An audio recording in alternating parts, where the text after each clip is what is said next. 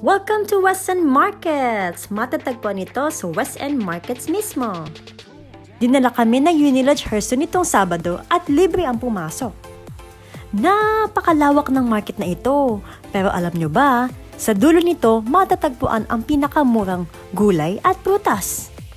Nakabili ako ng 3 singkong strawberries, 2 sais na matamis na mangga, $2.50 na coriander o tinatawag naming cilantro, $2.50 per kilo na kamote o sweet potato ang tawag nila dito, at $2.50 na kalabasa na kalahati. O diba? Napakamura na.